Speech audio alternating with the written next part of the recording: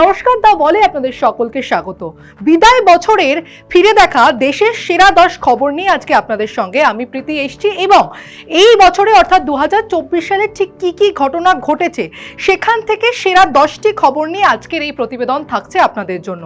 2024 সালের লোকসভা নির্বাচন হোক কিংবা অনন্ত আম্বানির বিয়ে, রাম মন্দিরের উদ্বোধন হোক কিংবা চন্দ্রযানের সাফল্য, সমস্তটাই তুলে ধরবো আপনাদের সামনে এখন। প্রথমে যে বিষয়টা দিয়ে শুরু করব তা হলো 2024 সালের লোকসভা নির্বাচন ঠিক কি হয়েছিল, চলুন দেখে নেওয়া যাক। 2024 সালের লোকসভা নির্বাচনে প্রধানমন্ত্রী নরেন্দ্র মোদীর নেতৃত্বে ভারতীয় জনতা পার্টি ফের সরকার গঠন করে, তবে আগের তুলনায় কিছুটা কম আসন পাওয়ায় জোট সঙ্গীর উপর নির্ভরতা বেড়ে যায় বিজেপির। দেশের রাজনৈতিক রূপরেখায় অত্যন্ত গুরুত্বপূর্ণ একটি ঘটনা ছিল এই নির্বাচন। লোকসভা নির্বাচন নিয়ে আমরা যখন কথা বলছি তখন রাম মন্দিরের উদ্বোধন নিয়ে কথা না বললেই নয়, কারণ নির্বাচন যে ইস্যুতে হয়েছিল তার মধ্যে রাম মন্দির হচ্ছে অন্যতম। রাম মন্দিরের উদ্বোধনও এই বছরই হয়, চলুন দেখে নেওয়া যাক। তাও অযোধ্যায় বহু প্রতীক্ষিত এবং ঐতিহাসিক রাম মন্দিরের উদ্বোধন হয়েছে এই 2024 সালে।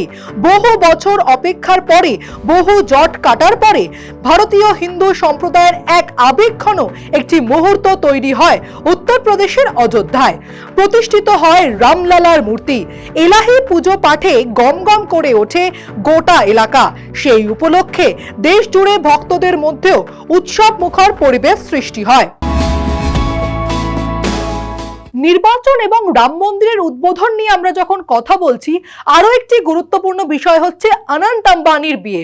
শুধুমাত্র সেলিব্রিটিরা নয়, শুধুমাত্র মুম্বাই নগরী নয়, গোটা দেশ মজেছিল তাঁদের বিয়েতে। ঠিক কি হয়েছিল, কিভাবে সেলিব্রেশন হয়েছিল দেখে নেওয়া যাক।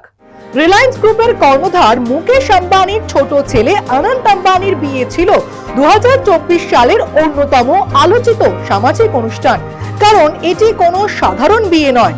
এই বিয়ে উপলক্ষে যেন গোটা মুম্বাই নগরীর চেহারাই বদলে যায়। রিহানা থেকে শুরু করে মমতা বন্দ্যোপাধ্যায়, প্রধানমন্ত্রী নরেন্দ্র মোদী, দেশ বিদেশের বিশিষ্ট জনেরা এবং তারকারা এই রাজকীয় অনুষ্ঠানে হাজির হয়েছিলেন।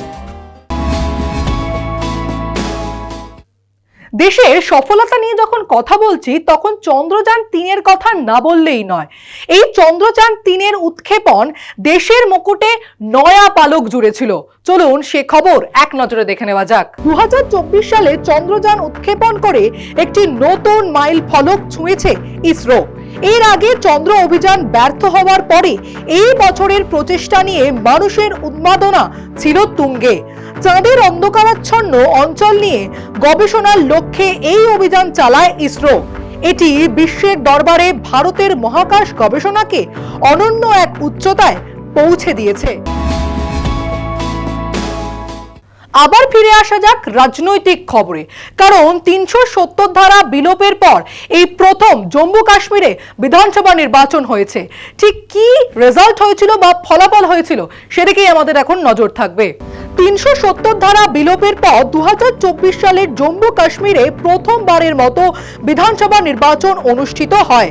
জম্মু কাশ্মীর যখন রাজ্যের মর্যাদায় ছিল সেখানে শেষবার ভোট হয়েছিল 2014 সালে। বিশেষ সাংবিধানিক রক্ষা কবচ 2019 সালে তুলে নেওয়ার পর বিধানসভা নির্বাচন হয়নি সেখানে।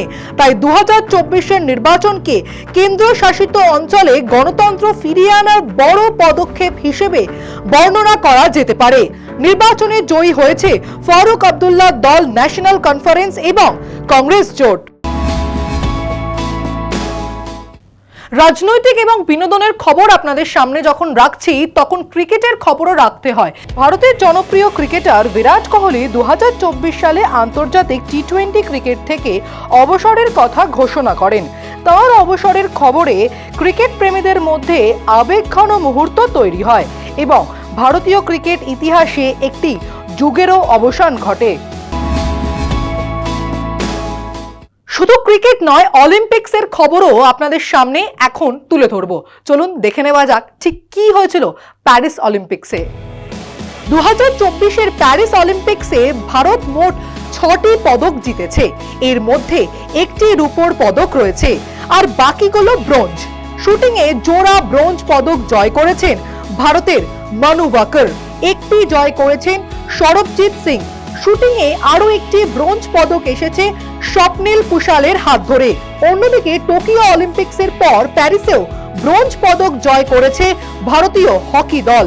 এরপর জ্যাভলিন থ্রোয়ে রূপো পদক জয় করেছেন ভারতের অ্যাথলিট নীরজ চোপড়া। আর অবশেষে কুস্তিতে ব্রোঞ্জ জিতেছেন আমন।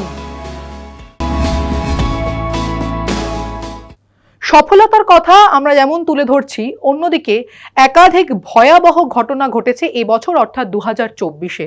তার মধ্যে অন্যতম হচ্ছে অসমে ভয়াবহ বন্যা পরিস্থিতি তৈরি হয় এবং যার জেরে প্রাণ হারিয়েছেন বহু মানুষ।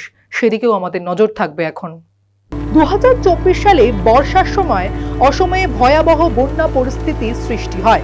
ব্রহ্মপুত্র নদীর জল বিপদসীমার উপর দিয়ে প্রভাবিত হয়ে বহু এলাকা প্লাবিত করে। কয়েক লক্ষ মানুষ ঘরছাড়া হন। সরকারি হিসেবে প্রাণ গিয়েছে প্রায় 100 জনের।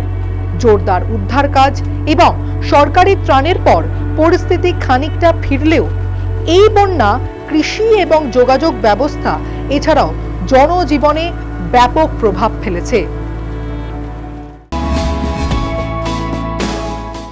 শুধুমাত্র অসমের বন্যা পরিস্থিতি নয়, তার পাশের রাজ্য মণিপুর, সেখানে প্রতিহিংসার ছবি দেখা যায়।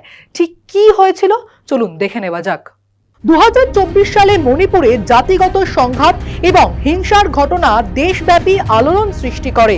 কুকি এবং মেইতি সম্প্রদায়ের মধ্যে দীর্ঘদিনের উত্তেজনা নতুন করে ভয়াবহ রূপ নেয়। সংঘর্ষে বহু মানুষের প্রাণহানি হয় এবং হাজার হাজার মানুষ ঘরছাড়া হন।